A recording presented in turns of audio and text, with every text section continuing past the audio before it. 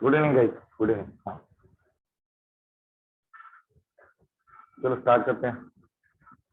Last lecture कहाँ तक बना लिए थे? लास्ट पॉइंट क्या था? ओके, चलो आगे लिखो। Negation of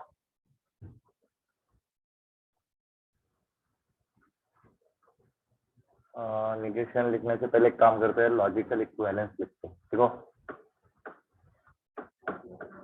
logical equivalence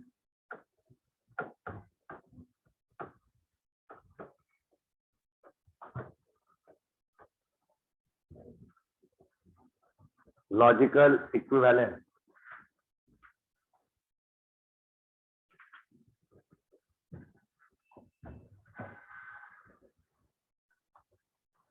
logical equivalence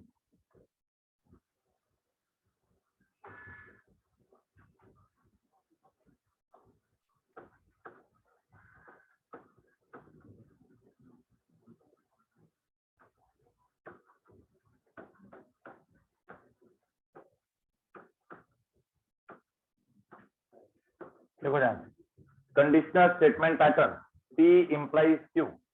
conditional statement pattern P implies Q। अब इसके लिए हमें नेगेशन इसके लिए लॉजिकल इक्विवेलेंस हमें लिखना है। तो किस तरह से लिखा जाता है? ये जो एंटीसीडेंट लिखा गया है, मतलब कंडीशनल में पहला स्टेटमेंट एंटीसीडेंट, उस एंटीसीडेंट का नेगेशन लिखना होता है।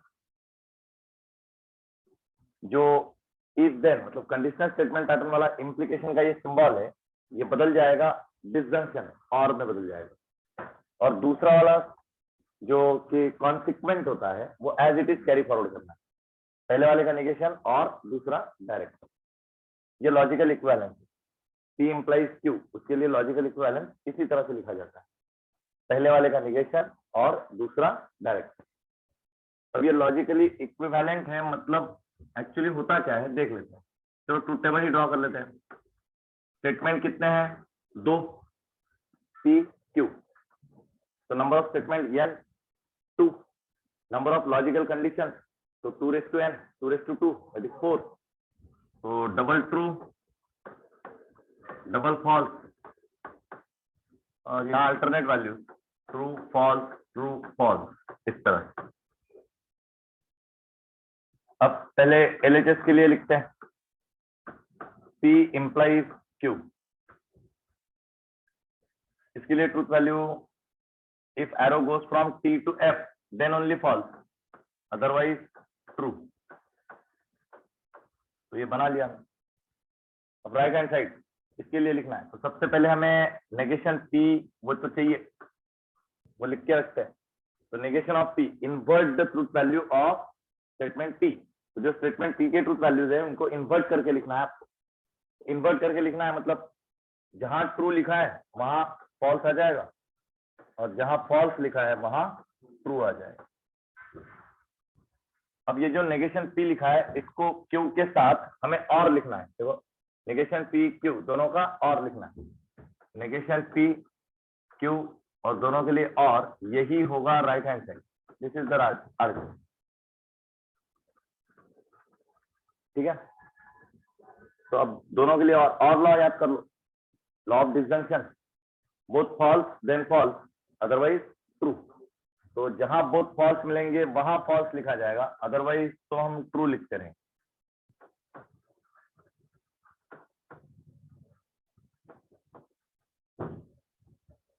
अब देखो लेफ्ट हैंड साइड उसके ट्रूथ वैल्यूज और राइट हैंड साइड उसके लिए ट्रूथ वैल्यूज।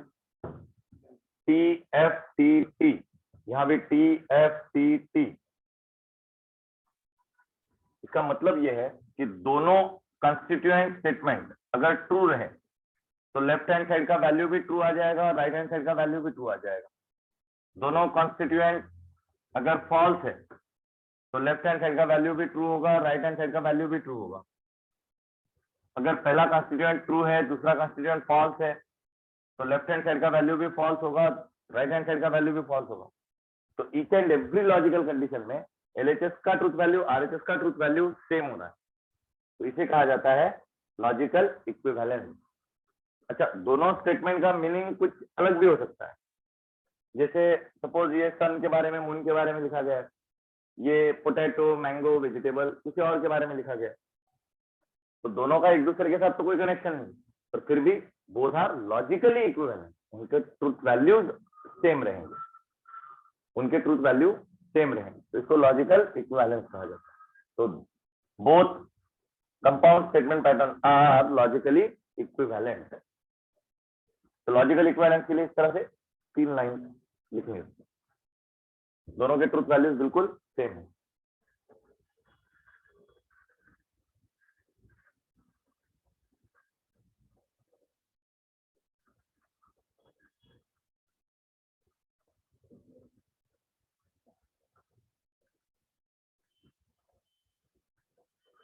हो गया लिख के?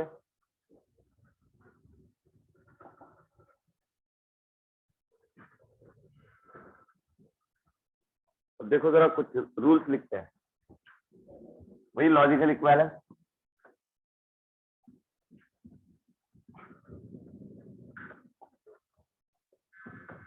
नोट कर लो, पहला जो हमने लिखा था P implies Q, logically equivalence लिखा कैसे जाता है? पहले वाले का नेगेशन और दूसरा वाला डायरेक्शन, ये लॉजिकली इक्विवेलेंट है। अब अगला ये लिखते हैं P double implies Q bye conditional के लिए। सबसे पहले जो आंखों को दिख रहा है वही कंटिन्यू करेंगे। P double implies Q meaning क्या होता है? P implies Q and Q implies P,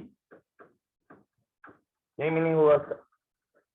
P की तरफ से Q की तरफ एरो जा रहा है एंड Q की तरफ से P की तरफ भी एरो आ रहा है, तो P implies Q and Q implies P।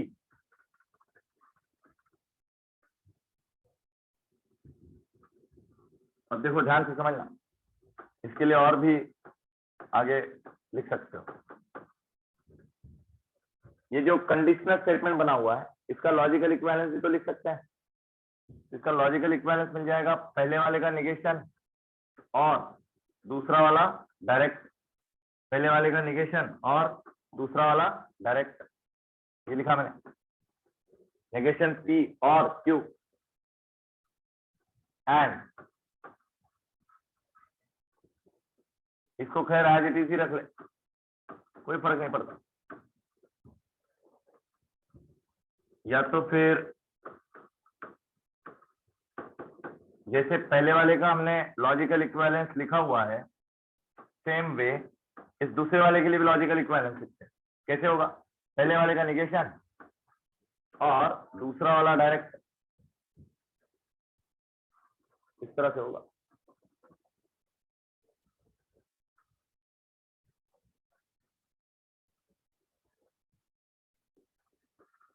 कोई डाउट इसमें? या तो फिर ऐसा भी हो सकता है, ये first as it is carry forward, लेकिन हाँ दूसरे वाले के लिए लॉजिकल इक्विवेलेंस नेगेशन Q और P, तो ये अलग अलग पैटर्न, ये लॉजिकली इक्विवेलेंस है। मतलब इनका truth value left hand side के लिए truth value, right hand side के लिए ट्रुथ वैल्यू हमेशा सेम रहेगा, इक्वल रहेगा, एक जैसा रहेगा। लेफ्ट हैंड साइड वाला अगर ट्रू है तो राइट हैंड साइड वाला भी ट्रू होगा, लेफ्ट हैंड वाला अगर फॉल्स है तो राइट हैंड वाला भी फॉल्स ही होगा।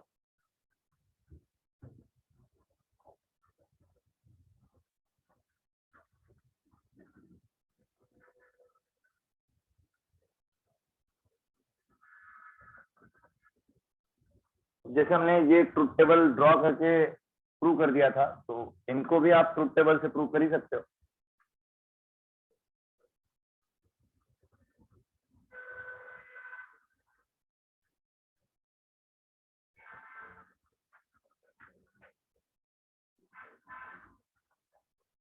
हो गया लिख के?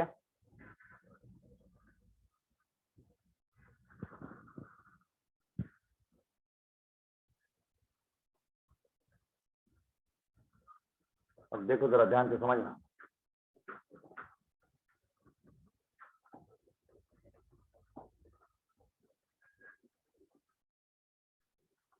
अगला क्वेश्चन लिखो।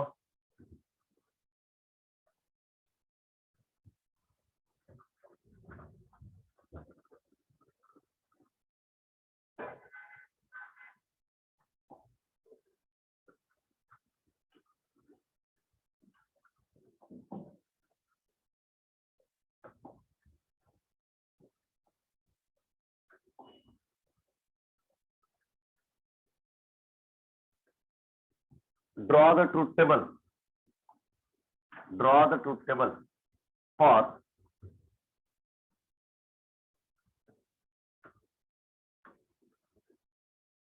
और फिर ये लिखो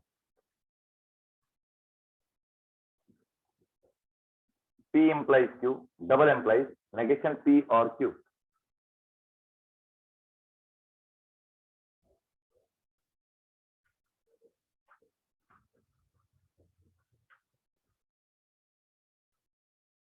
अब यहाँ LHS RHS तो नहीं है, यहाँ LHS RHS तो नहीं है,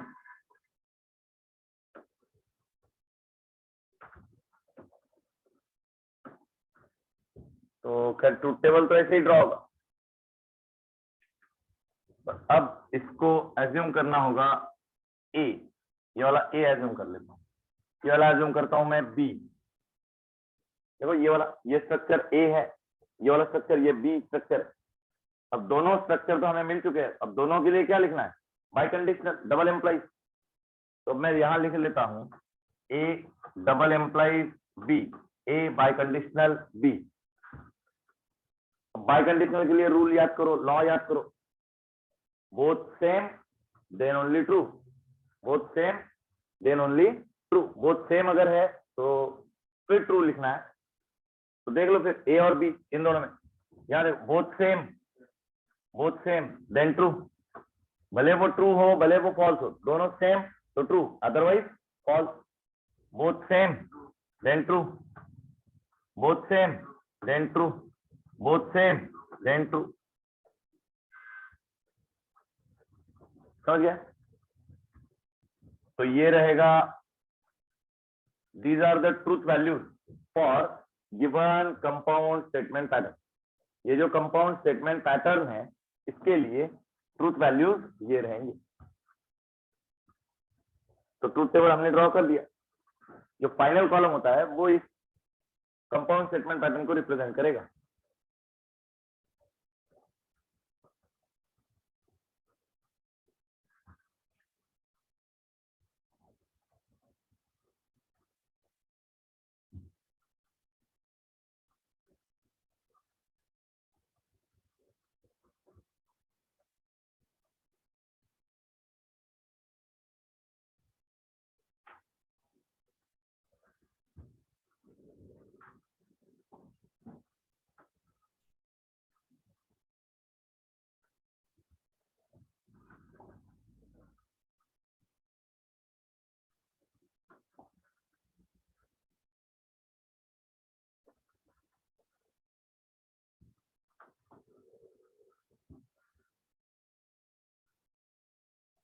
हो गया लिख के?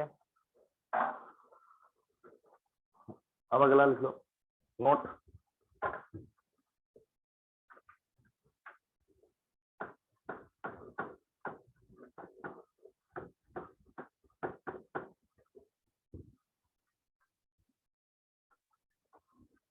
all truth values in last column, all truth values in last column are true।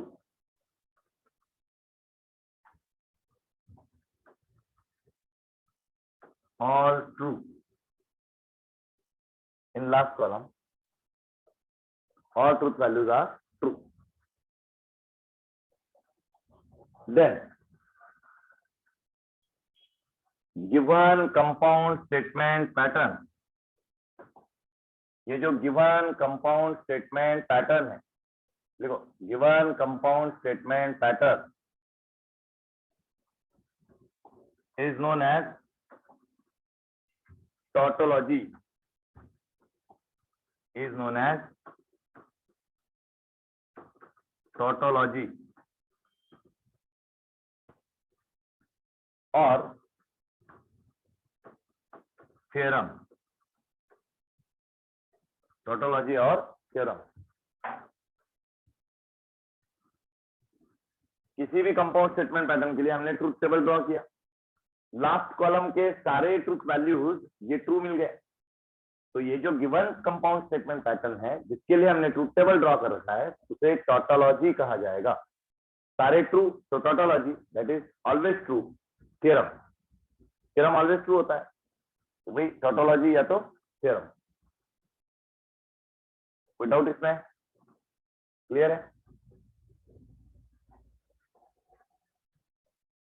तो अब देखो जरा ध्यान से समझना,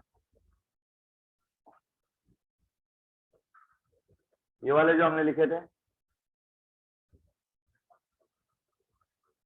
ये वाले जो पैटर्न लिखे हैं,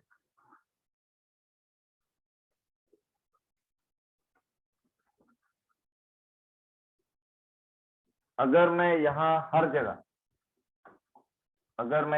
जगह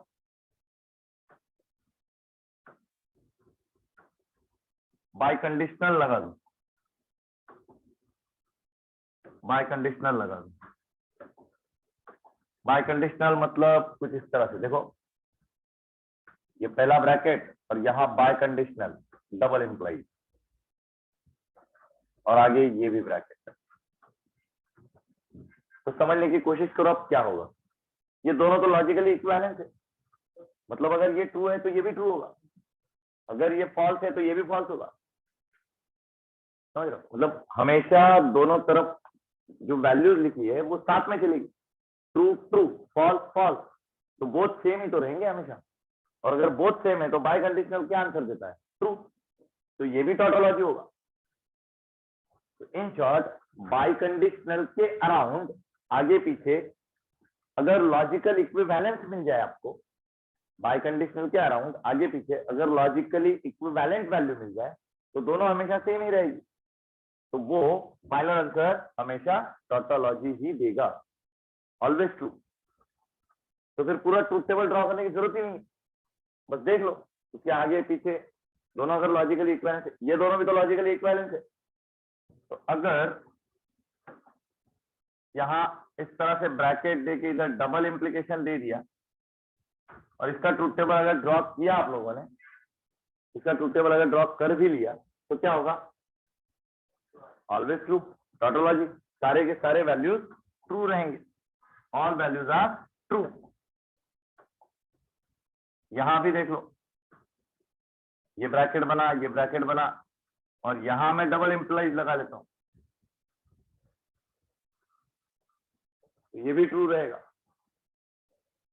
ये भी ब्रैकेट बना, ये ब्रैकेट बना। तो इन शॉर्ट इस चीज को हमेशा याद रखो, टाइम सेविंग ट्रिक है, पूरा ट्रूथ टेबल ड्रॉ करने की जरूरत नहीं होगी। अगर बाय कंडीशनल के अराउंड आगे पीछे लॉजिकल इक्विवेलेंट स्ट्रक्चर मिल जाए तो समझ जाओ ट्रूथ टेबल टोटोलॉजी का बनेगा। कोई दिक्कत नहीं? क्लियर है सबको? ठीक। अब देखो ध्यान से समझना, ये ट्रूथ टेबल ड्रॉ करो तो पहले P implies Q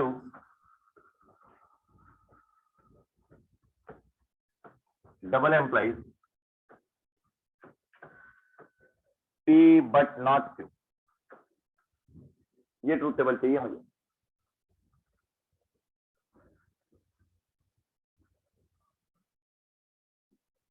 इस ट्रूथ टेबल को लिखना है तो कैसे होगा? फिर से वही दो statement, double true double false, एक सिंगल ट्रू एक सिंगल फॉल्स। देखो पहले तो मैं P implies Q ये ब्रैकेट बना देता हूं, उसको मैं A बोल देता हूं, पहला ब्रैकेट। फिर मैं नेगेशन Q बनाऊंगा, फिर P एंड नेगेशन Q, इस वाले को बोल देता हूं ब्रैकेट B, ये पूरा। अब A और B दोनों ब्रैकेट मिल चुके हैं, दोनों का बाय कंडीशनल अप्लाई करना है, तो यहां मैं लिखता हूं A double implies B, A biconditional B। अब वैल्यूज लिखने की कोशिश करते हैं according to laws. P implies Q, arrow goes from T to F then false, देखो T to F then only false, otherwise true।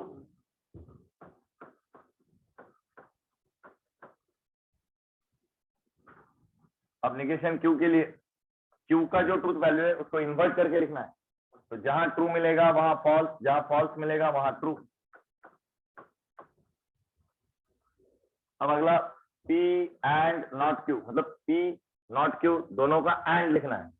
And law, both true then true otherwise false. Both true तो नहीं है then false. Both true है, मिल गए. Both true नहीं है then false. Both true नहीं है then false. Both true then only false. Both true then only true otherwise false. Sir वो नॉट क्यू के सर सबसे लास्ट में वो कैसे आया ट्रू? ये वाला. ये सर सबसे लास्ट में उसका. ये वाला. नहीं सर, जिसको आपने बॉक्स किया उसी का लास्ट का. हाँ, तो ये देखो नेगेशन क्यू मतलब क्या होता है. ये जो क्यू लिखा है ना, ये जो क्यू लिखा है ना, उसका ट्रूथ वैल्यू इन्वर्ट कर देना होता है. तो अगर ट्रू लिखा है तो उसका इन्वर्ट फॉल्स आ जाएगा. अगर फॉल्स लिखा है तो उसका इन्वर्ट ट्रू आ जाएगा. अगर ट्रू लिखा है तो उसका इन्वर्ट फॉल्स आ जाएगा. अगर फॉल्स लिखा है तो उसका इन्वर्ट ट्रू आ जाएगा. समझ गए? यस सर, समझा. Yes sir. ओके, बिल्कुल. अब देखो ये पी और ये नेगेशन क्यू, इन दोनों के बारे में सोच लो. इन दोनों के बारे में सोच लो. एंड करना है इनका. And law, both true then only true. Both true मिलेंगे तो ट्रू लिखेंगे, अदरवाइज फॉल्स. बोथ ट्रू, हाँ जी मिल गए तो देन ट्रू. बोथ ट्रू नहीं है भाई तो फिर फॉल्स. बोथ ट्रू नहीं है तो फिर फॉल्स. ठीक है. आगे डबल एम्प्लॉइज किसका, ए और बी. तो ये लिखा है ए सामने है, बी भी सामने है, दोनों के लिए डबल एम्प्लॉइज. डबल एम्प्लॉइज क्या रिजल्ट देता है, बोथ सेम देन ट्रू. तो क्या यहाँ बोथ सेम है? बोथ सेम रहे तो ही ट्रू होगा, अदरवाइज फॉल्स होगा. Both same then only true otherwise false. Both same then only true otherwise false. Both same then only true otherwise false. तो अब क्या मिला, सारे ट्रूथ वैल्यूज हमें फॉल्स मिल चुके हैं. समझ गया? तो लिखो इसमें नीचे note 2.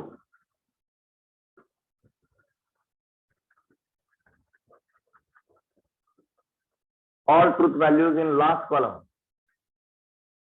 all truth values in last column are false. All truth values in last column are false.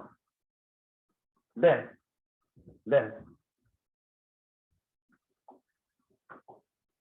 this given compound statement pattern, this given compound statement pattern is known as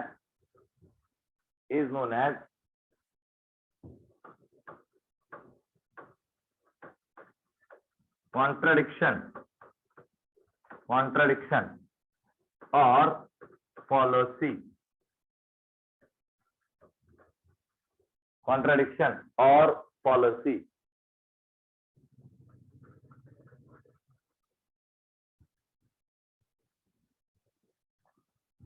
All true तो tautology theorem. All false तो contradiction या तो fallacy. याद रहेगा?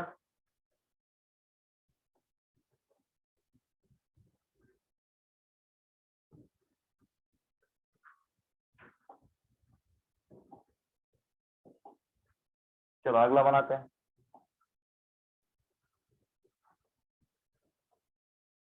अब कई बार जैसे यही लिख लो,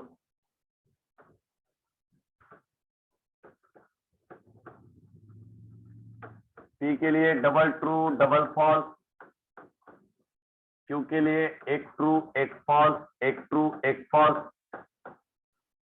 अब हमें ट्रूथ वैल्यूज लिखने हैं किस चीज के, Q implies P, Q implies P. तो रिजल्ट क्या है, रिजल्ट क्या है, arrow goes from T to F then only false. तो ट्रू क्या होना चाहिए, ये पहला लिखा हुआ एरो कहाँ Q पे स्टार्ट हो रहा है ना, तो एरो Q पे स्टार्ट हो रहा है, ऐसा एरो चलेगा, ऐसा एरो चलेगा Q से लेके P तक. तो एरो जहां ट्रू पे स्टार्ट होगा और फॉल्स पे खत्म होगा वही चीज फॉल्स होगी. T to F then only false otherwise true. तो T टू F कहाँ मिल रहा है, यहाँ मिला नहीं मिला तो फिर ये ट्रू रहेगा. T टू F यहाँ मिला नहीं तो फिर ये ट्रू रहेगा. T टू F हाँ जी यहाँ मिल चुका है देखो, तो ये फॉल्स रहेगा. T2F यहां मिल रहा है नहीं, तो फिर ये ट्रू रहेगा।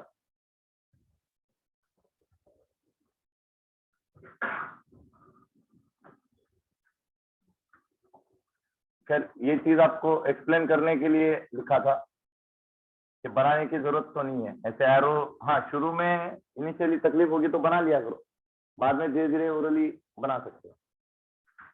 ओरली भी डायरेक्ट आप वैल्यू लिख सकते हो। अब देखो क्या यहाँ सारे वैल्यूज, क्या यहाँ सारे वैल्यूज ट्रू है? नहीं।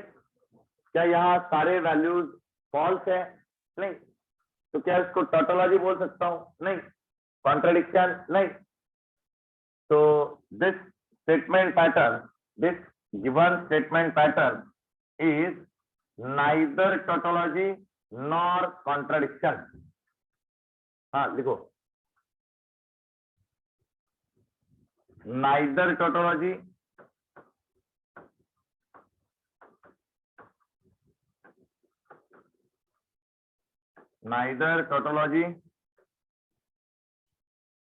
nor contradiction.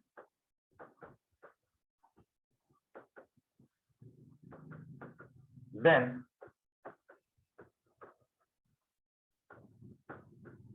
it is known as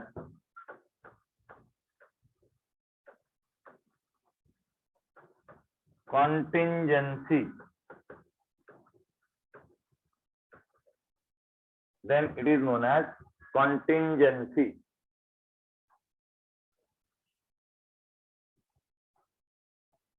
Then it is known as contingency.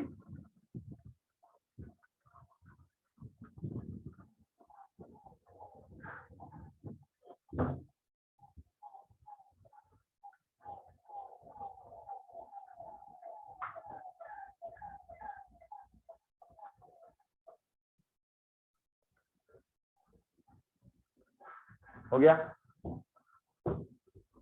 या तो फिर इसके लिए एक और आइडेंटिफिकेशन मार्क लिख सकते हो, सम आर ट्रू, कुछ ट्रू रहेंगे एंड सम आर फॉल्स, कुछ ट्रू दिखेंगे कुछ फॉल्स दिखेंगे।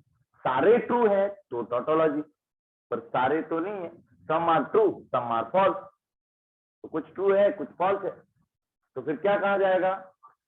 कॉन्टिंजेंसी। Some are true some are false, then contingency. या तो नाइदर टोटोलॉजी नॉर कॉन्ट्रडिक्शन, तो फिर कॉन्टिंजेंसी। क्लियर है सब? ठीक। अब अगला लिखो, negation of compound statement.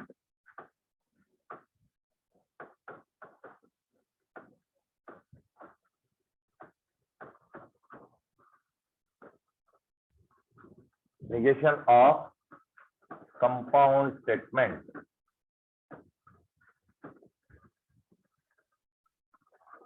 जो भी कंपाउंड स्टेटमेंट गिवन होगा उसके लिए हमें निगेशन लिखना है।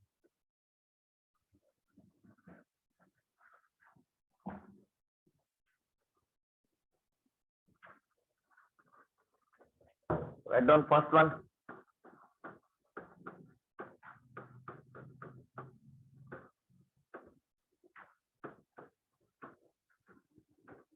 De Morgan's law. वो कैसे होता है? negation of conjunction, negation of conjunction logically equivalent with। तो देखो कंजंक्शन मतलब एंड पे इस नेगेशन को डिस्ट्रीब्यूट किया जा सकता है, एंड पे इस नेगेशन को डिस्ट्रीब्यूट किया जा सकता है। तो नेगेशन का डिस्ट्रीब्यूशन कैसे होगा? नेगेशन पहले वाले P को मिल जाएगा, वही नेगेशन दूसरे वाले Q को भी मिलेगा, और ये डिस्ट्रीब्यूशन करते वक्त ये जो कंजंक्शन है एंड है ये कन्वर्ट हो जाता है और में, डिसजंक्शन। तो थ्योरेटिकली इसको बोलेंगे negation of conjunction, negation of conjunction logically equivalent with disjunction of individual negations, disjunction of what? Individual negations, अलग अलग negation के डिसजंक्शन के इक्विवेलेंट होता है। तो निगेशन को एंड पे डिस्ट्रीब्यूट किया जा सकता है according to De Morgan's law. उसी सर ये तरह से मैथमेटिकल negation रीजनिंग can का be- पार्ट, जी क्या हुआ, क्या पूछना चाहते हो? सर ये मैथमेटिकल रीजनिंग का पार्ट ग्रामर में यूज होता है क्या? नहीं, स्विचिंग सर्किट में यूज होगा, या लॉजिक गेट्स वगैरह फिजिक्स का पार्ट आता है, इलेक्ट्रॉनिक्स, उसमें जरूरी है चीज। Okay sir.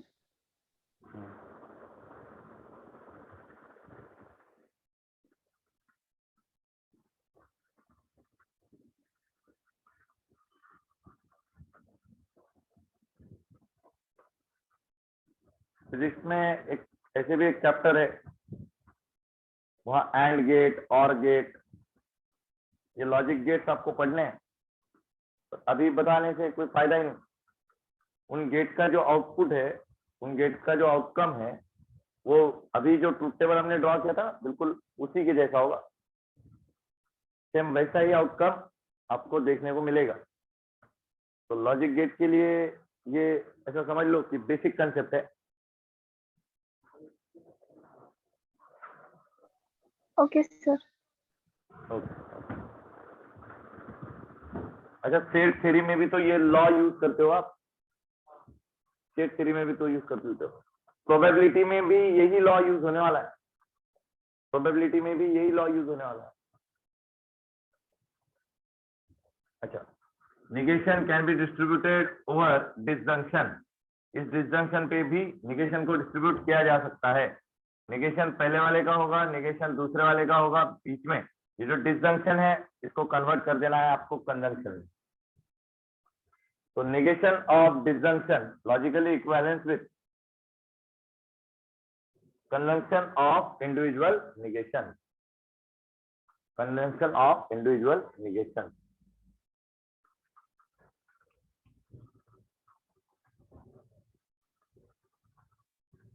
अब दूसरा हमें लिखना है negation of conditional statement pattern.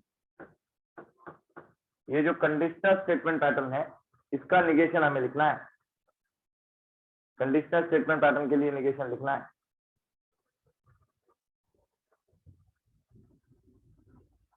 कैसे होगा सोच लो,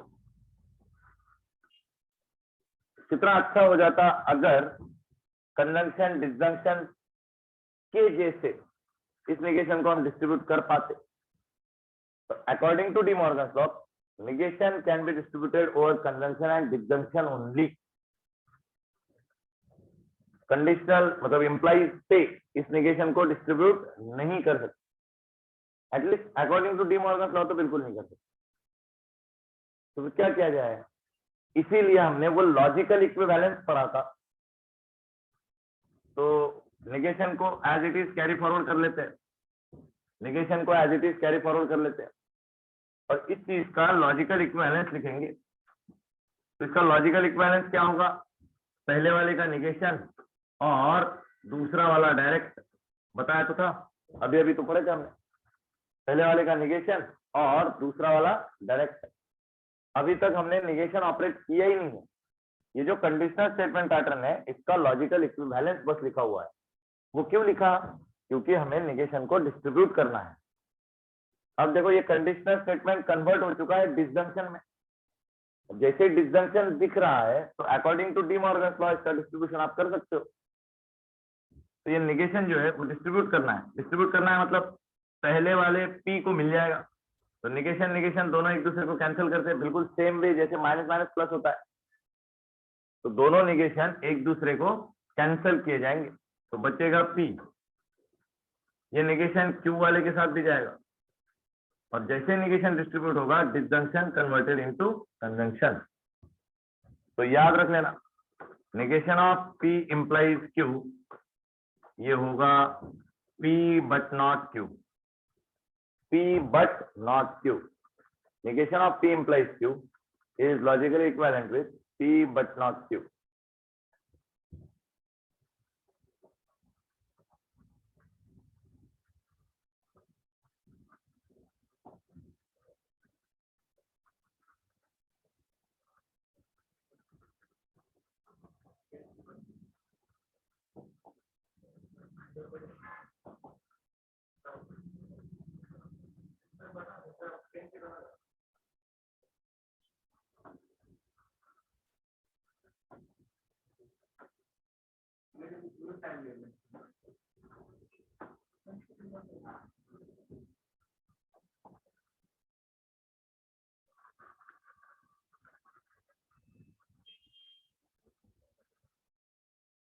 हो गया इसमें कोई डाउट?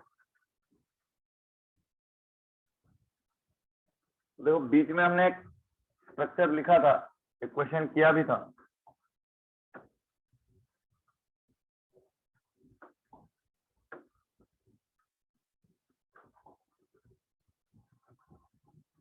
देखो ध्यान से, निगेशन है मतलब क्या, अगर ये वाला P implies Q ट्रू रहा, अगर ये वाला P implies Q ट्रू रहा, तो ये वाला पूरा structure this is nothing but the negation of true, that is इसका आंसर फॉल्स मिलेगा।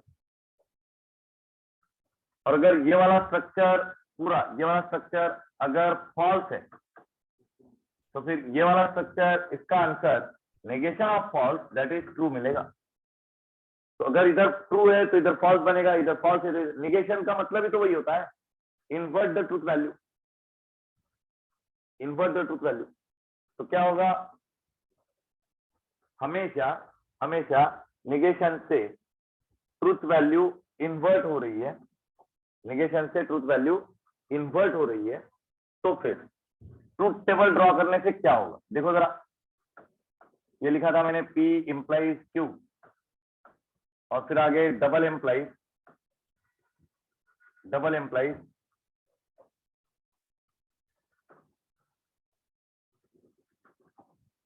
P बट नॉट Q, ये लिखा था P बट नॉट Q। इसका ट्रूथ टेबल हमने ड्रॉ कर लिया था, पर अब ट्रूथ टेबल ड्रॉ करने की कोई जरूरत ही नहीं, ट्रूथ टेबल ड्रॉ करने की कोई जरूरत ही नहीं, बस अंदर ये देख के आप विजुअलाइजेशन से बता सकते हो। ये जो लिखा हुआ है P implies Q, इस चीज का निगेशन इधर मिल रहा है। देखो लॉजिकल इक्विवेलेंस क्या लिखा था हमने, P implies Q logically equivalence with negation P और Q, ये लॉजिकल इक्विवेलेंस है। और इसका निगेशन हमने क्या लिखा था, negation of P implies Q is equal to P but not Q।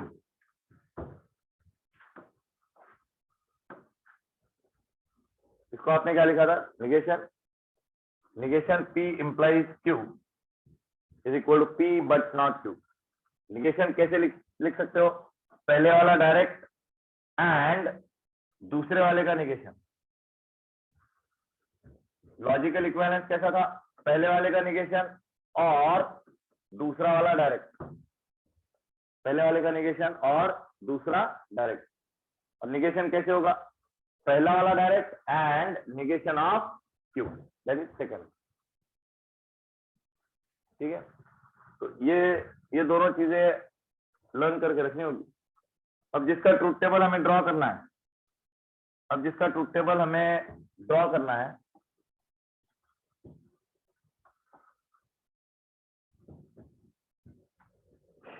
क्या हो रहा है,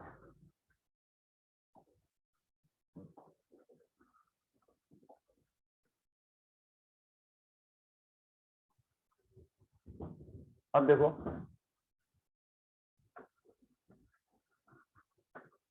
P implies Q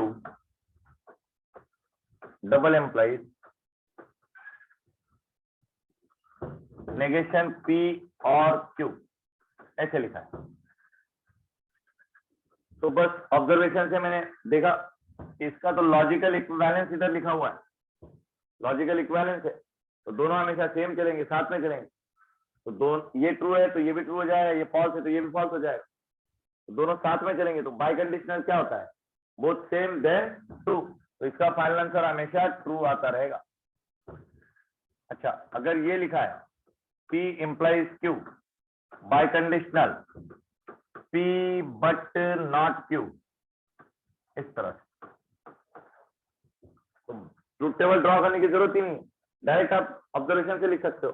अगर पहला वाला ये ट्रू है तो ये इधर इसका निगेशन लिखा हुआ है, तो ये ट्रू आ जाएगा तो ये फॉल्स बन जाएगा, अगर ये फॉल्स होगा तो ये ट्रू आ जाएगा। दोनों एक दूसरे के निगेशन है, तो दोनों सेम तो कभी हो ही नहीं सकते, दोनों हमेशा डिफरेंट ही चलेंगे। तो बाय कंडीशनल क्या बोलता है, अगर बोथ सेम है तो ही ट्रू आएगा, और बोथ सेम रहेंगे नहीं, दोनों डिफरेंट चलेंगे तो फिर ट्रू आ ही नहीं सकता, तो फाइनल आंसर हमेशा फॉल्स आता रहेगा। तो ये टोटोलॉजी है, ये कॉन्ट्रडिक्शन है। ऐसा क्वेश्चन मेंस में आता है, identify which of the following is tautology. तो फिर ये पहला ऑप्शन, ये दूसरा ऑप्शन, तो सबका ट्रूथ टेबल ड्रॉ करने के लिए टाइम तो होगा नहीं। ये दोनों लॉजिकली इक्विवेलेंट है, ये लर्न करने पड़ेंगे। P implies Q, पहले वाले का निगेशन और दूसरा डायरेक्ट, तो दोनों इक्विवेलेंट है, मतलब ये ट्रू तो ये भी ट्रू, ये फॉल्स तो ये भी फॉल्स। तो बाय कंडीशनल, अब दोनों सेम है, दोनों सेम है, both same, then true only, तो इसलिए final answer true, that is tautology.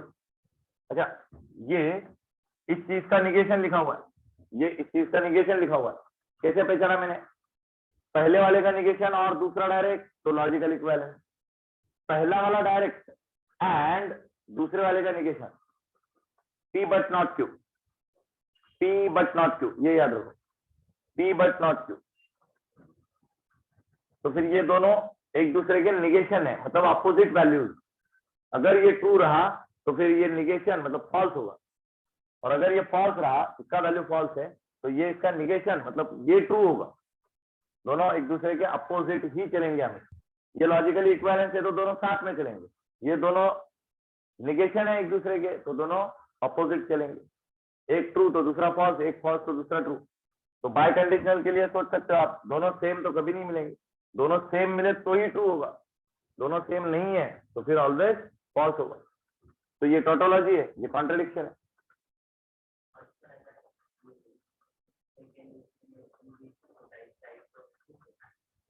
हाँ, अगर इधर निगेशन आ जाएगा तो negation of this equal to, अभी इक्वल होगा, इसका निगेशन ही यही है, अब ये इक्वल है दोनों, तो फिर इसका वैल्यू अगर ट्रू है तो इसका भी ट्रू हो जाएगा, क्योंकि दोनों लॉजिकली इक्विवेलेंट हो गए। अब इसका निगेशन ही यही आता है, तो फिर अब दोनों सेम हो गए, तो दोनों सेम हो गए तो अब इधर भी टोटोलॉजी आ जाएगा, फॉल्स नहीं होगा फिर।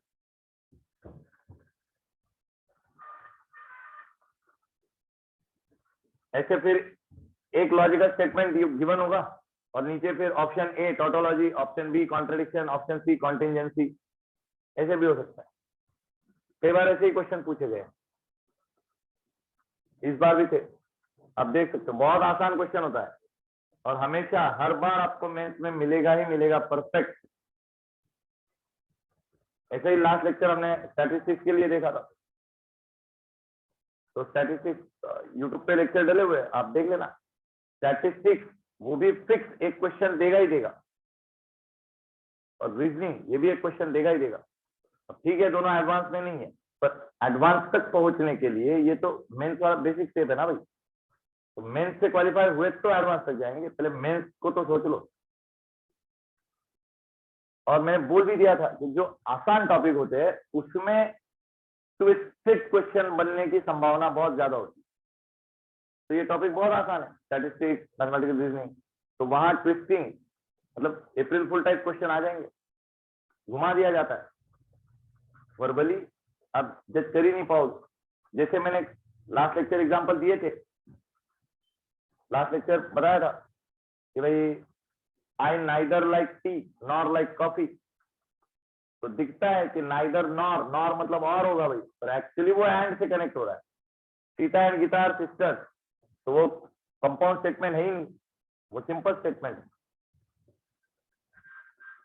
तो इस तरह से वर्बली घुमाया जाता है, जो आसान टॉपिक है उसमें थोड़ा क्वेश्चन घुमा फिरा के पूछेंगे, तो बी केयरफुल, बहुत आसान है, 4 मार्क्स आपके फिक्स हो सकते हैं जब थोड़ा बहुत ध्यान से समझ लो। लर्न करने लायक ये 2-3 ही चीजें कि इसका लॉजिकल इक्विवेलेंस ये होता है, इसका निगेशन ये होता है, ठीक है, क्लियर। तो ट्रूथ टेबल ड्रॉ करने की जरूरत नहीं, कर भी लेते हो तो जैसे ये फाइनल आंसर है वैसा ही मिलता रहेगा।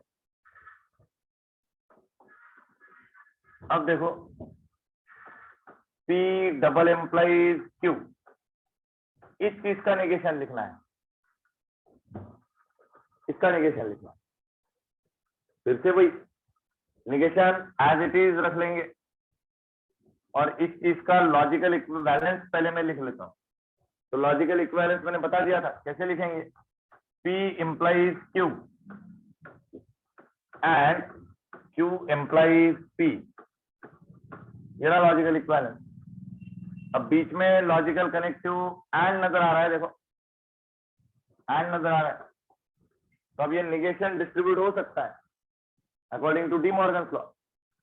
तो नेगेशन पहले वाले का होगा, negation of P implies Q and converted into और आगे negation of Q implies P।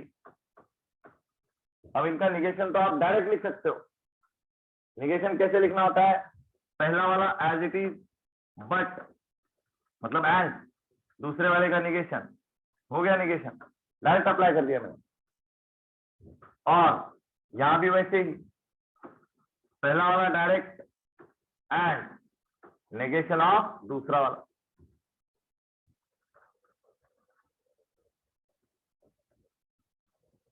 So this is nothing but the negation of P double implies Q। P double implies Q के लिए ये negation लिखा गया है।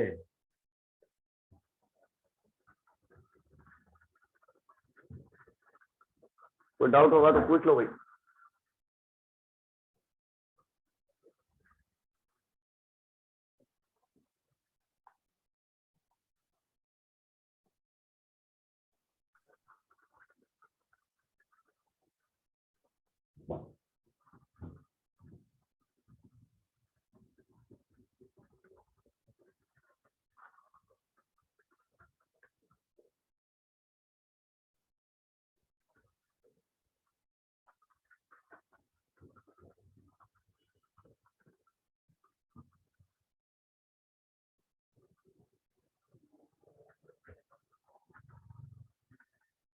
हो गया, लिख के मिटा दे। अब आगे लिखो,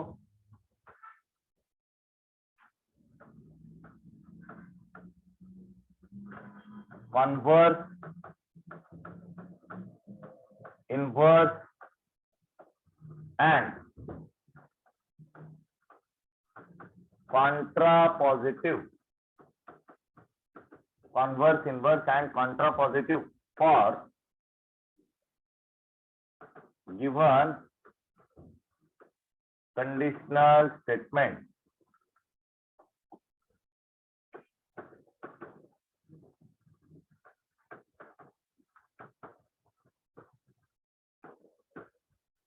converse, inverse and contrapositive for given conditional statement. कोई एक कंडीशनल स्टेटमेंट गिवन है और उसके लिए हमें लिखना है उस कंडीशनल स्टेटमेंट का कॉन्वर्स, उसी कंडीशनल स्टेटमेंट का इनवर्स, उसी कंडीशनल स्टेटमेंट का कॉन्ट्रापोजिटिव। अब ये किस तरह से लिखा जाता है वो हमें स्टडी करना है। चलो लिखो एग्जांपल, पहले कंडीशनल स्टेटमेंट बता। If a function is continuous, then it is differentiable।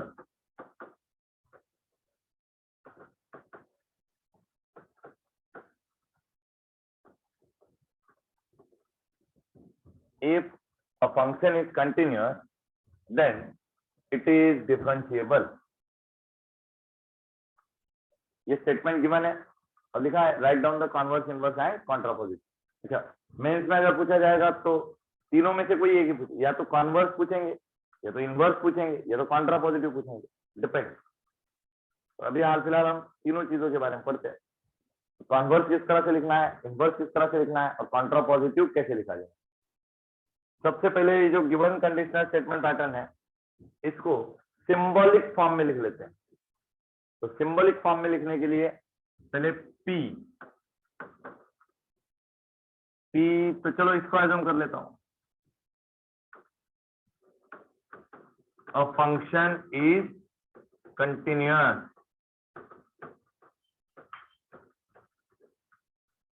अब होगा क्यू, क्यू दूसरा, तो इसको एज्यूम कर लेता हूं, a function is differentiable,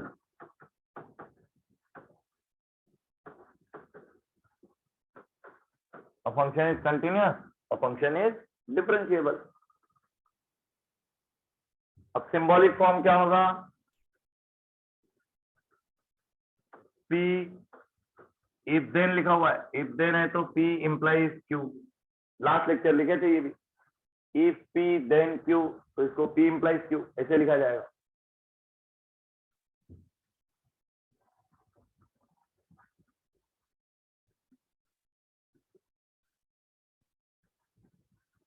chat का मॉड्यूल लगा रहे हो ना, क्वेश्चन सॉल्व करने हैं, एक्सरसाइज 1, कोई डाउट होगा तो पूछ लेना, खत्म हो गया होगा तो फिर एक्सरसाइज 3 पे जंप कर जाओ, सेकंड वाला एक्सरसाइज मेरे लिए रख छोड़ो, उसमें कुछ क्या कई सारे क्वेश्चन वो आगे वाले टॉपिक से, हाँ आगे वाले टॉपिक से रिलेटेड है, तो वो मेरे लिए छोड़ दो, डायरेक्ट एक्सरसाइज 3 पे जंप कर देना।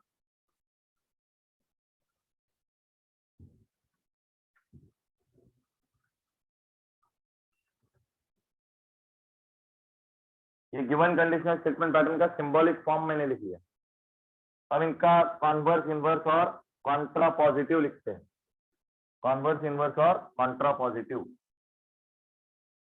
तो सबसे पहले मैं लिखूंगा कॉन्वर्स, ये जो गिवन कंडीशनल स्टेटमेंट पैटर्न है इस चीज का कॉन्वर्स। तो कॉन्वर्स किस तरह से लिखा जाता है, एंटीसीडेंट और ये कॉन्सिक्वेंट दोनों का इंटरचेंज कर देना होता है बस, तो ये हो गया कॉन्वर्स। कॉन्वर्स का सिंबॉलिक फॉर्म हमने लिखा है, कॉन्वर्स का सिंबॉलिक फॉर्म है Q इंप्लाइज P। अब इसका वर्बल फॉर्म भी लिख लेते हैं, इस चीज का वर्बल फॉर्म भी लिखना है। तो वर्बल फॉर्म मतलब लैंग्वेज वाला स्ट्रक्चर, तो वर्बल फॉर्म कैसे होगा देखो जरा, Q इंप्लाइज P के लिए if Q then P, और PQ हमने अज्यूम कर रखा है, तो if Q मतलब कैसे होगा, if a function is differentiable then it is continuous। तो लिखो वर्बल फॉर्म, वर्बल फॉर्म लिख लो, if Q मतलब if के बाद ये Q पढ़ना है, then P, तो लिखेंगे कैसे वर्बल फॉर्म को, function is differentiable then it is continuous, then it is continuous। समझ गए, कोई दिक्कत तो नहीं।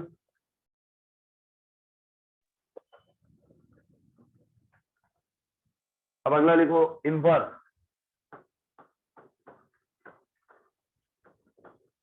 इनवर्स के लिए देखो फिर से वही ओरिजिनल कंडीशनल स्टेटमेंट पैटर्न को देखना होगा, उसमें एंटीसीडेंट कॉन्सिक्वेंट अपने अपनी जगह पे रहेंगे, बस दोनों में नेगेशन को इंट्रोड्यूस करना होता है, दोनों में नेगेशन को डालना होता है। ये रहा नेगेशन P, ये रहा नेगेशन Q, और दोनों अपने अपनी जगह पे कायम रहेंगे, जगह चेंज नहीं करेंगे। तो इनवर्स क्या होगा, negation P implies negation Q, ये तो सिंबॉलिक फॉर्म रहा नेगेशन का, ये सिंबॉलिक फॉर्म है। अब हम लिखेंगे इसका वर्बल फॉर्म, तो वर्बल फॉर्म कैसे होगा देखो जरा, if not P then not Q, तो लिखेंगे कैसे, if a function is not continuous then it is not differentiable. Right down, इफ अ फंक्शन is not continuous, if a function is not continuous then it is not differentiable, then it is not differentiable। A function is not continuous then it is not differentiable।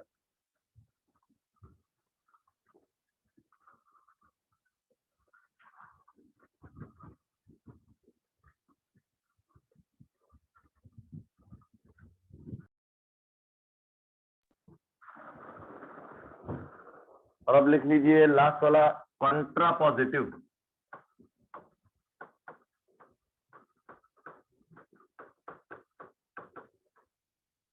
Contra positive,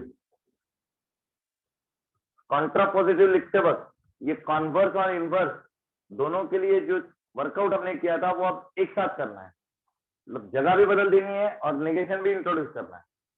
तो कैसे होगा, जगह भी बदलनी है, negation भी introduce करना है, तो ये negation Q implies negation P आ जाएगा। जगह भी बदल दिए और नेगेशन भी इंट्रोड्यूस कर दिए, ये स्ट्रक्चर कहलाएगा कॉन्ट्रा पॉजिटिव। ये स्ट्रक्चर अब कहलाएगा कॉन्ट्रा पॉजिटिव। ठीक है, फिर अब वर्बल फॉर्म लिखना है इसका। वर्बल फॉर्म कैसे होगा देखो जरा। Verbal form, if a function is not differentiable, पहले क्यों पढ़ा जाएगा, if a function is not differentiable then it is not continuous. If a function is not differentiable, then it is not continuous.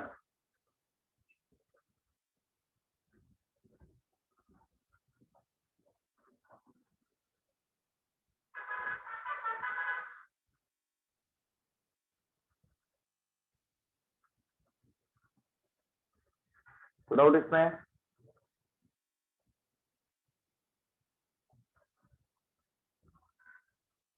आगे note लिखो।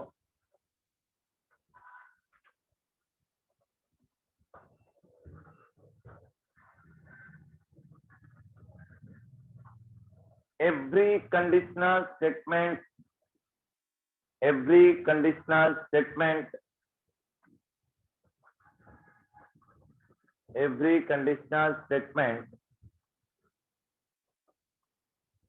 is always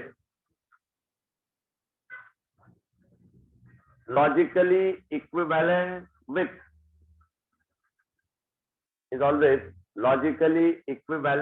with its own contrapositive. Its own contrapositive is always logically equivalent with its own contrapositive. तो क्या लिखा हमने, every conditional statement pattern, ये रहा every conditional statement pattern logically equivalent with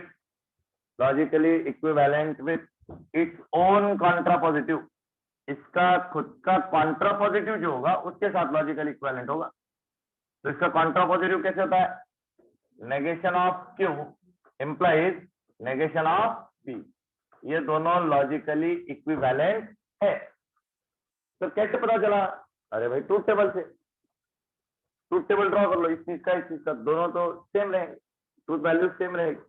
जैसे चलो बना ही लेते हैं, P Q, पहले होगा P इंप्लाइज Q, फिर मैं बनाता हूं नेगेशन Q नेगेशन P, और फिर negation Q implies negation P।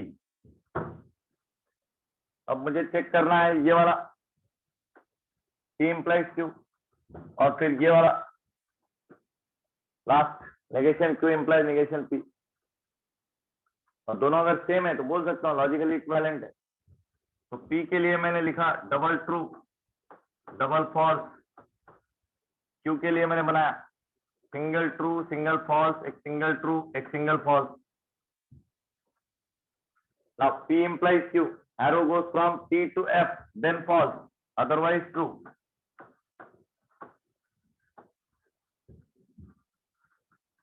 अब नेगेशन Q लिखते हैं, false true। नेगेशन P लिखते हैं, डबल फॉल्स और लास्ट में डबल ट्रू होगा। फिर से negation Q implies negation P, negation Q implies negation P, arrow goes from T to F, then only false, otherwise true. Arrow goes from T to F, then only false, otherwise true. तो check कर लो, ये वाला जो लिखा हुआ है P implies Q left hand side, और ये वाला जो लिखा हुआ है negation Q implies negation P, ये कॉन्ट्रा पॉजिटिव है। तो दोनों बिल्कुल सेम ट्रूथ वैल्यू दे रहे हैं, ये ट्रू है तो वो भी ट्रू है, ये फॉल्स है तो वो भी फॉल्स है, true true false false true.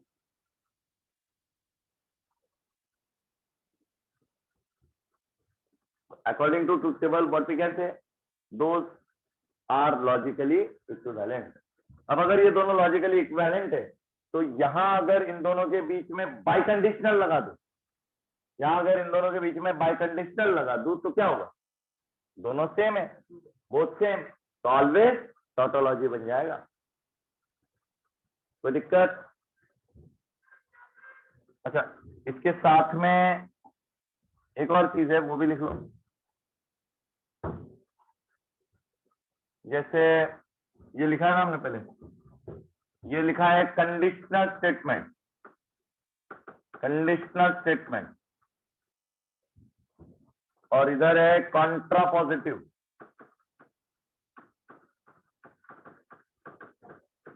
उसी तरह से आप लिख सकते हो converse is logically equivalent with inverse, converse is logically equivalent with inverse. तो कॉन्वर्स लिखा था हमने, कॉन्वर्स P इंप्लाइज Q के लिए कॉन्वर्स क्या होता है, Q इंप्लाइज P होता है। अच्छा, इनवर्स क्या होता है, inverse negation P implies negation Q होगा, तो ये भी इक्वल है। पर ज्यादा दिमाग पर जोर डालने की जरूरत ही नहीं है, देख लो ध्यान से समझना। कंडीशनल स्टेटमेंट पैटर्न नजर आ जाए, कंडीशनल स्टेटमेंट पैटर्न नजर आ जाए, लॉजिकल इक्विवेलेंस लिखना है, कैसे होगा, कॉन्ट्रा पॉजिटिव बना दो, मतलब जगह बदल दो, नेगेशन डाल दो। ये भी तो कंडीशनल स्टेटमेंट पैटर्न है, वैसा ही दिखता है ना, P इंप्लाइज Q जैसा कंडीशनल स्टेटमेंट। तो जगह बदल दो और नेगेशन डाल दो, इन दोनों का जगह बदल देना होगा, तो P पहले आ जाएगा, Q बाद में, जगह बदल दो और नेगेशन डाल दो। जगह बदलने से और नेगेशन डालने से आपको मिलेगा कॉन्ट्रा पॉजिटिव। तो Contra positive always logically equivalent, note लिखा हुआ है। तो ये भी तो कंडीशनल स्टेटमेंट पैटर्न है, इसका लॉजिकल इक्विवेलेंस ये लिखा हुआ है। इसके बीच में भी अगर डबल एम्प्लॉइज डाल दिया जाए तो ये ऑलवेज टोटोलॉजी होगा।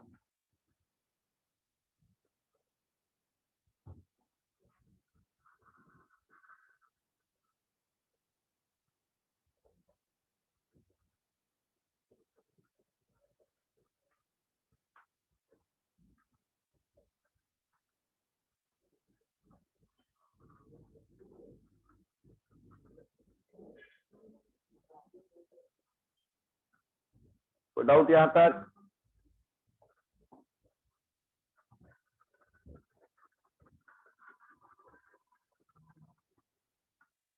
अगला लिखो,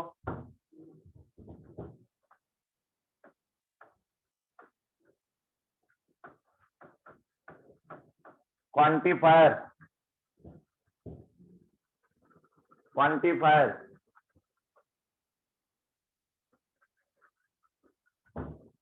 quantifier.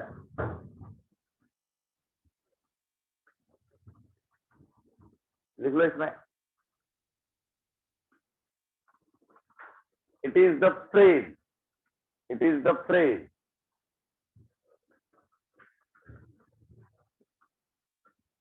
which convert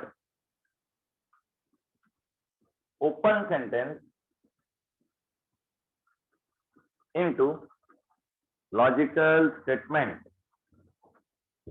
It is the phrase which converts open sentence into logical statement. Open sentence क्या होता है, लास्ट लेक्चर हमने पढ़ा था, जिसका ट्रुथ वैल्यू हम जज नहीं कर सकते, ऐसे असर्टिव सेंटेंस को ओपन सेंटेंस कहा जाएगा।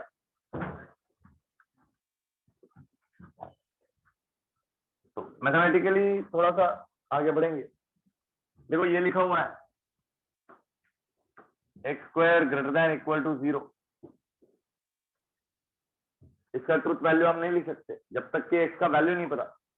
अगर बोल दिया जाए x is a real number तो ये ट्रू हो जाएगा, और बोल दिया जाए x is a non real तो फिर ये फॉल्स हो जाएगा। ऐसे ओपन सेंटेंस हो गए। इन ओपन सेंटेंस का ट्रूथ वैल्यू लिखना तो पॉसिबल नहीं है, लेकिन with the help of quantifier इस ओपन सेंटेंस को लॉजिकल स्टेटमेंट में हम बदल सकते हैं। तो क्वांटिफायर ऐसा एक फ्रेज है। तो कौन सा फ्रेज है? देखो, there are two types of quantifier. पहला वाला लिख लो,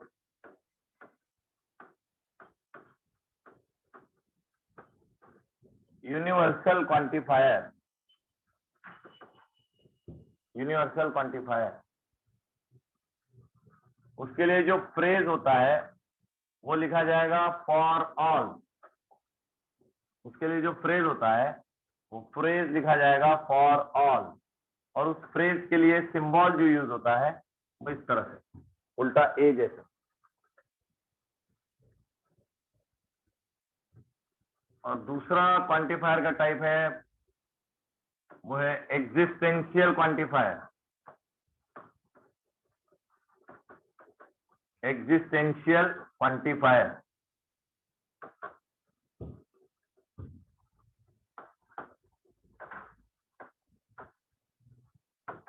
देयर एग्जिस्ट, ये फ्रेज यूज होगा। या तो फिर ये भी हो सकता है, देयर एग्जिस्ट एटलीस्ट वन। या तो ये और ये दोनों में से एक। जनरली देयर एग्जिस्ट ही यूज करते हैं, पर ठीक है, मीनिंग समझने के लिए थोड़ा डिटेल। ये फ्रेज है और फिर इसका सिंबल जो होगा उल्टा ई। अच्छा, ये उल्टा ही लिखा है ना या सीधा है? उल्टा ही लिखा है ना? हाँ, करेक्ट, उल्टा ई, देयर एग्जिस्ट। तो ये फ्रेज, इसके लिए सिंबल ये यूज होगा, इसका नाम होगा एग्जिस्टेंशियल क्वांटिफायर। हाँ, सेम वही symbol, existential quantifier.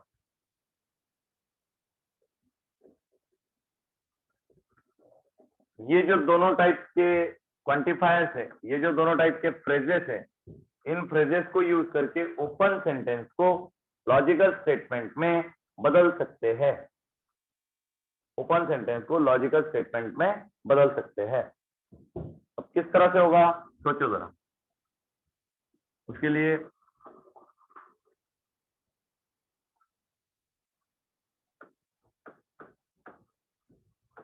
Open sentence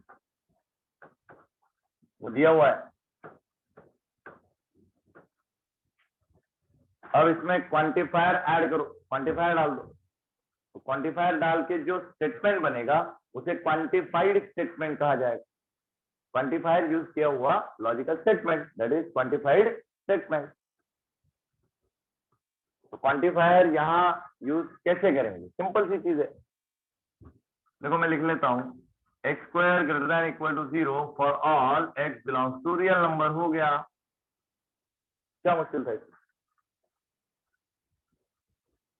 जब तक सिर्फ इतना सामने था तो एक्स का वैल्यू हमें पता नहीं था, तो ट्रूथ वैल्यू गेस नहीं कर सकते थे। पर ये हमने यूनिवर्सल क्वांटिफायर यूज कर लिया फॉर ऑल। इसको पढ़ेंगे for all x square greater than equal to 0 for all x belongs to real number. सारे रियल नंबर्स के लिए, ऑल रियल नंबर्स के लिए उसका square greater than equal to 0 होता है। करेक्ट है, तो इसका ट्रूथ वैल्यू हो जाएगा ट्रू। तो ये ट्रू क्वांटिफाइड स्टेटमेंट हमने बना दिया। ट्रू क्वांटिफाइड स्टेटमेंट हमने बना दिया। पर याद रखो हमेशा कि फॉर ऑल लगाने से क्वांटिफाइड स्टेटमेंट ट्रू ही होगा ऐसा नहीं है। फॉर ऑल लगाने से फॉल्स वाला भी बन सकता है, समझ रहे हो? तो ऐसा कोई लॉ नहीं है। अभी आप इस कंडीशन के अलावा वो ट्रू बन रहा है तो ट्रू बन रहा है, और फॉर ऑल लगाने से कभी कभार वो फॉल्स भी बन जाएगा। अब जैसे फॉर एग्जांपल ये दे रखा है x plus 5 is equal to 7। अब इसको भी लगा लिया मैंने, x plus 5 equal to 7 for all x belongs to real number. अब बताइए जरा, ये पहला ओपन सेंटेंस, ये दूसरा open sentence.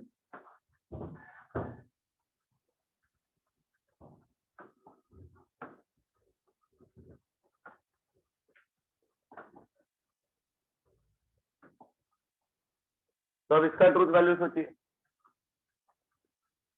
x+5 for all real number possible ही नहीं, बस एक ही रियल नंबर है, कौन सा 2, उसी के लिए ये पॉसिबल है, बाकी तो नहीं है पॉसिबल। लेकिन यहाँ लिखा है फॉर ऑल रियल नंबर, तो फिर ये तो फॉल्स है, तो इसमें लिखेंगे फॉल्स,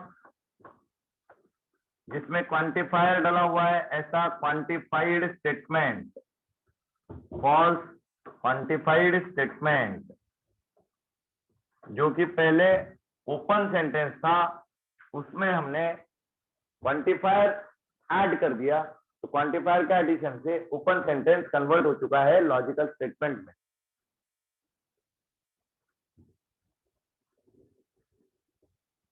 कोई दिक्कत? अच्छा, और देखते हैं, बताता हूँ।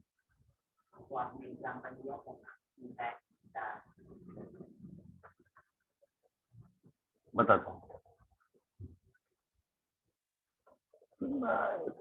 देखो यहाँ कुछ सिंबल्स तो मिल जाएंगे, जैसे फॉर एग्जांपल लिखता हूँ,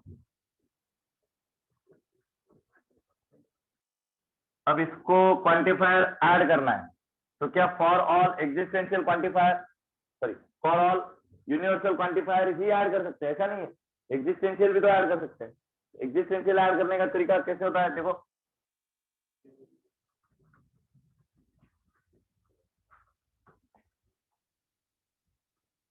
या तो लिख लो ऐसे, there exist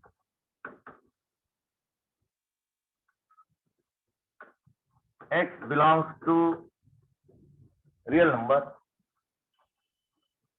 there exists x belongs to real number, या तो फिर there exists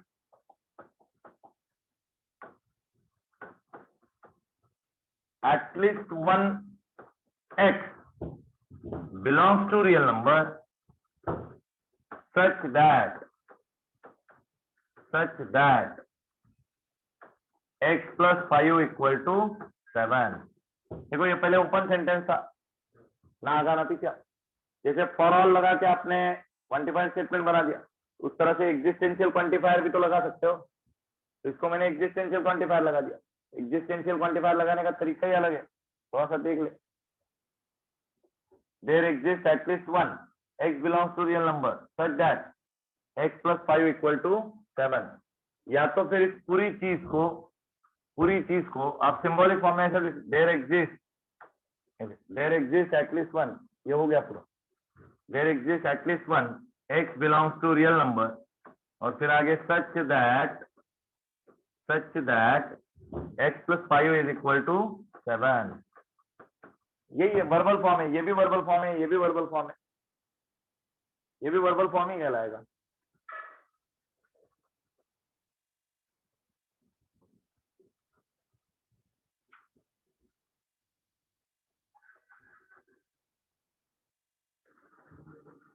तो कई बार आप एग्जिस्टेंशियल क्वांटिफायर भी यूज कर सकते हो, कई बार आप यूनिवर्सल क्वांटिफायर भी यूज कर सकते हो।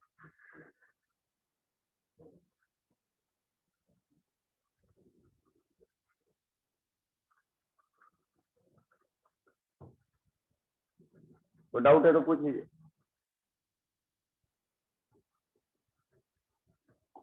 आगे लिखिए फिर, negation of quantified statement, negation of quantified statement, जो क्वांटिफायर यूज किया हुआ क्वांटिफाइड स्टेटमेंट है उस चीज का हमें लिखना है negation, negation of quantified statement। देखो स्टेप 1 negation किस तरह से होगा, तो पहला step 1, change the quantifier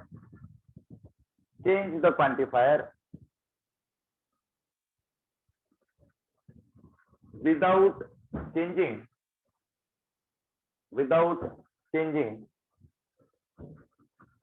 change the quantifier without changing immediately followed condition,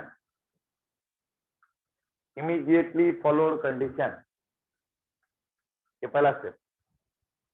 मतलब क्वांटिफायर को तो चेंज करना होगा मतलब अगर यूनिवर्सल है तो उसको बदल दो एग्जिस्टेंशियल क्वांटिफायर में। अगर एग्जिस्टेंशियल क्वांटिफायर नजर आ रहा है तो इसको बदल दो यूनिवर्सल क्वांटिफायर में, और उसके बाद तुरंत इमीडिएटली फॉलोड जो कंडीशन होगा उसको एज इट इज रखना है, उसको नो चेंज, उसको छेड़ना नहीं है। अब step 2,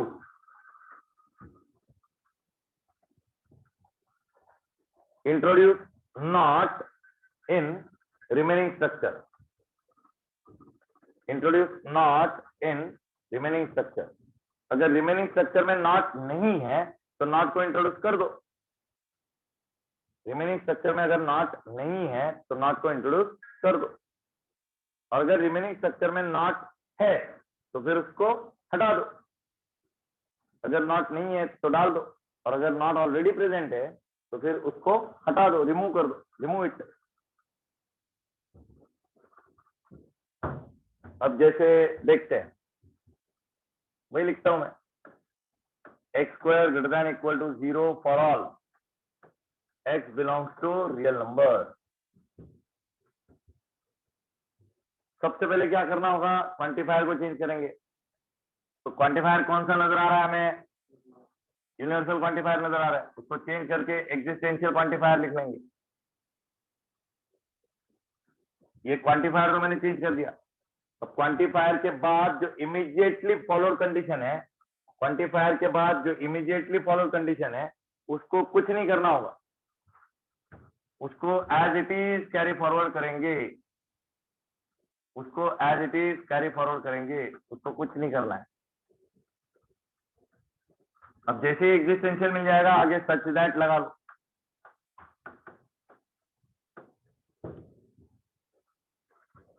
change quantifier without changing immediately followed condition, ये पहला स्टेप खत्म।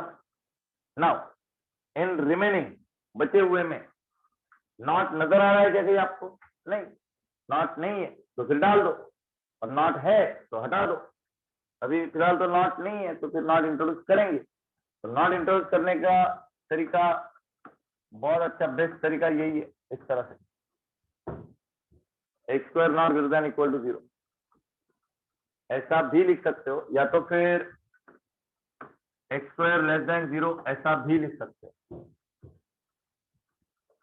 दोनों में से कोई एक, ये भी नॉट है ये भी नॉट है।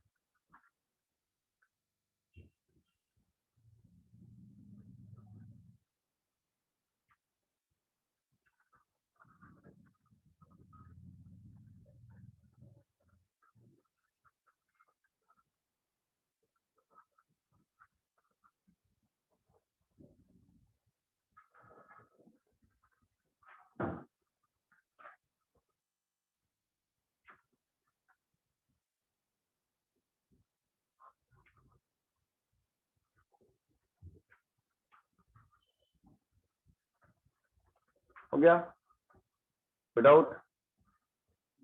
अच्छा एक और, तो एक और example, there exist x belongs to R such that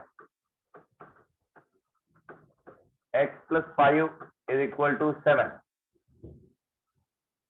सबसे पहले क्वांटिफायर ये रहा, इसको चेंज करते हैं, इस वालों को लिखेंगे for all, immediately follow condition as it is carry forward, और जो बचा हुआ है, बचा हुआ तो ये है, इसमें नॉट इंट्रोड्यूस करना पड़ेगा। तो नॉट इंट्रोड्यूस कैसे होगा, x plus 5 is not equal to 7, हो गया।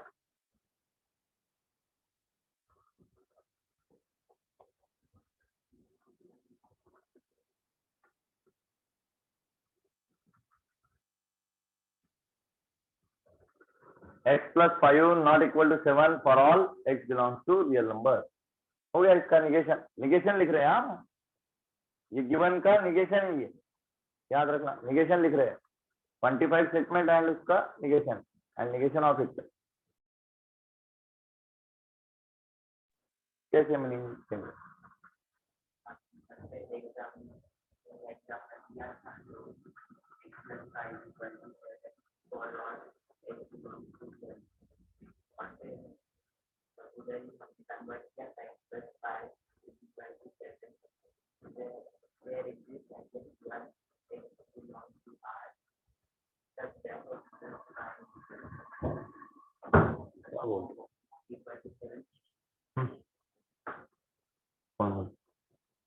इधर मतलब ऐसा लिखा था ना, और यहाँ पे इक्वल टू 7 था, तो इधर नॉट इक्वल टू 7 हो गया फॉर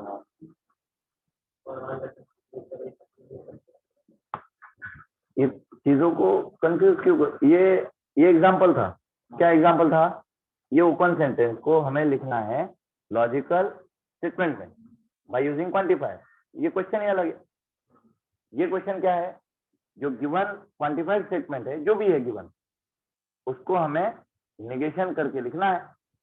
तो नेगेशन करने के लिए बस 2 ही स्टेप्स है। क्वांटिफायर को चेंज करो, follower condition as it is carry कर लो, आगे वाला जो एज इट इज कैरी कर लो, और फिर बचे हुए में नॉट लगा दो।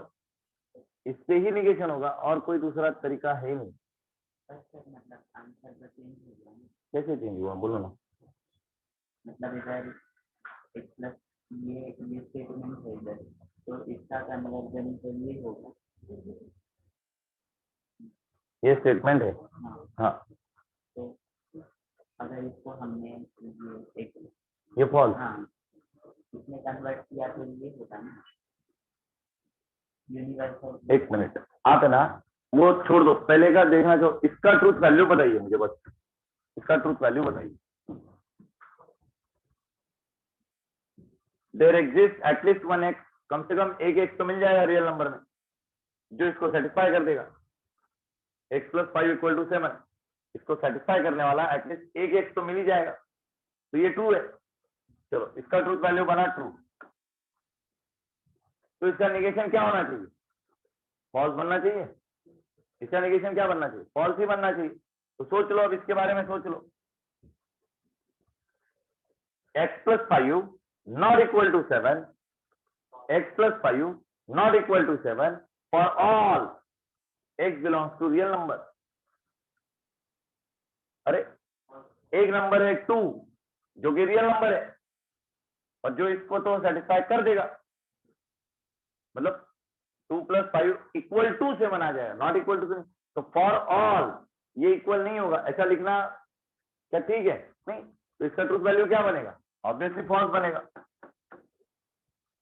तो जो ट्रू था उसका ट्रूथ वैल्यू हमने फॉल्स में कन्वर्ट कर दिया, हो गया नेगेशन। ऐसा ही है। अच्छा, फिर आप एक एग्जांपल हमने लिखा था, देखो। ऑल स्टूडेंट्स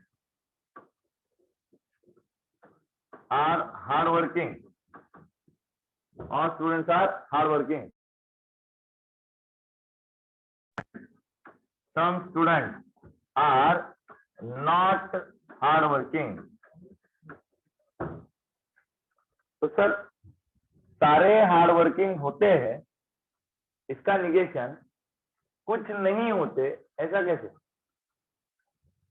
सारे होते हैं तो उसका निगेशन सारे नहीं होते, ऐसा थोड़ी होता है। यही गलती कर जाओगे, ये लैंग्वेज का मैटर है।